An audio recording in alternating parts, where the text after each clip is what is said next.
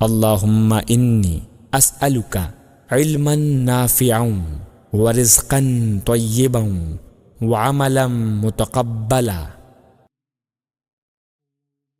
ہمیں صحابہ نے یہ بات سمجھائی ہے کہ محبت کو ظاہر کرنے کے لیے کسی دلیل کی کوئی ضرورت نہیں۔ ہمارے عالم سے کہا جاتا ہے کوئی ایک روایت دکھاؤ کہاں لکھا ہے میلاد مناؤ، اور میں کہتا ہوں خدا کے بندے ہم سے کیا پوچھتے ہو؟ یہی سوال صحابہ کے سامنے لے جاؤ، قرآن ان کے سامنے آیا، حدیثیں ان کے سامنے ہیں، پیارے رسول ان کے سامنے ہیں، پھر انہوں نے محبت کے ایسے ایسے زاویے بنائے، نہ قرآن میں آیا نہ حدیث میں آیا۔ میں باقیوں کی بات نہیں کرتا، خالی امام بخاری کی بخاری اٹھا کر دیکھ لو، ان میں چیزیں ایسی نظر آتی ہیں جنہیں پڑھنے سننے کے بعد دل میں سے آواز اٹھتے کہ امام بخاری تو سنی بریلوی تھے۔ ایسی ایسی حدیثیں، ایسی ایسی روایتیں امام بخاری کے اندر لے کر آئے، جسے پڑھیں اور سنیں تو پتہ چلتا ہے کہ امام بخاری تو بریلوی تھے، سنی تھے۔ کوئی سنی بریلوی ایسی باتیں لکھ سکتا ہے، کر سکتا ہے، اکٹھی کر سکتا ہے، ایسی باتیں چننے کے لیے، اکٹھی کرنے کے لیے لمبے لمبے سفر کر سکتا ہے؟ عام آدمی کی تو بس کی بات ہی نہیں۔ بخاری کے اندر امام بخاری نے لکھا گا نا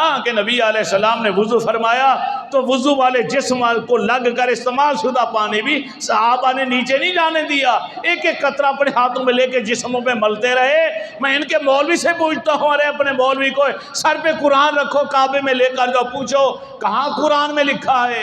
کوئی ایک حدیث تو دکھا دے جس میں اللہ کے نبی نے فرمایا ہو کہ جسم سے پانی لگ جانے کے بعد استعمال شدہ پانی اس قابل ہوتا ہے کہ تم اسے اپنے چہرے پر ملو۔ یہ تو بخاری کے اندر امام بخاری لے کر نبی علیہ السلام نے اپنا لعاب دہن مبارک اپنے منہ سے لعاب نکال کے زمین کے حوالے کرنا چاہا۔ ان تنخم نخامتن، عاشقوں نے زمین پر نہیں جانے دیا۔ الا وقعت فی کف رجل منہم فدلک بها وجهه وجلده۔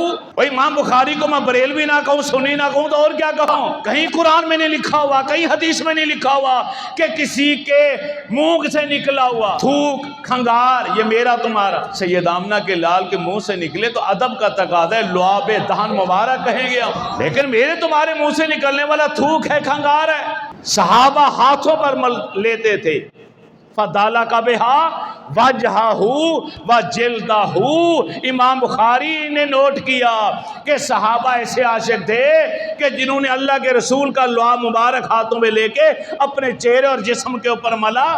مولوی سے پوچھو نا جو ہمارے اوپر فتویٰ لگاتا ہے کہ کوئی ایک دلیل لے کر آؤ، میں کہتا ہوں تو ایک دلیل دکھا، میں تیرے عقیدے کو تسلیم کروں گا، مجھے کہیں دکھا کہ کہیں قرآن اور حدیث میں لکھا ہوا ہے کہ منہ سے نکلنے والے کھنگار کو تم اپنے چہرے کے اوپر ملو یا اپنے جسم کے اوپر ملو۔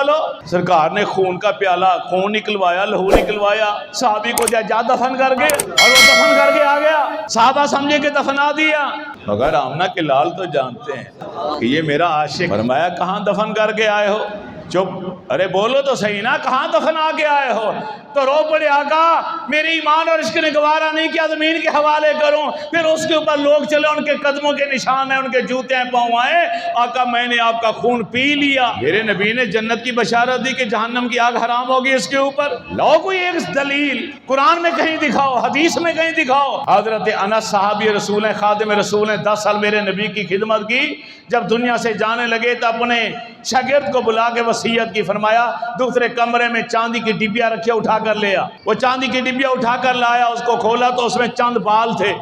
شاگرد نے پوچھا حضرت یہ کیسے؟ فرمایا یہ میرے پیارے نبی کی داڑھی مبارک ہے، منہ مبارک ہے۔ بیٹا میرا آخری وقت آ گیا ہے، میں جانے لگا ہوں دنیا سے، اور وصیت کر رہا ہوں کہ غسل دینے کے بعد، کفن پہنانے کے بعد میرا منہ کھول کر میری زبان کے نیچے یہ بال رکھ دینا، تاکہ میں قبر میں جاؤں اور فرشتہ آ کے پوچھے من ربو کا، تو میں جواب دینے کے لیے بھی منہ کھولوں اور اس کی نظر میرے رسول کے بالوں پر پڑے، وہ باقی سوال ہی کرنا بھول جائے اور چھوڑ کے چلا جائے۔ ہم سے دلیلیں مانگتے ہو، صحابہ سے کیوں نہیں مانگتے جو نہ قرآن میں آیا نہ حدیث میں آیا؟ کیوں کرتے رہے صحابہ؟ کیونکہ صحابہ کو یہ قانون جانتے تھے صحابہ کہ اظہار محبت کے لیے دلیل کی ضرورت نہیں، ایمان چاہیے۔ اے اللہ، میں تجھ سے نفع بخش علم، پاکیزہ رزق اور مقبول عمل کا سوال کرتا ہوں۔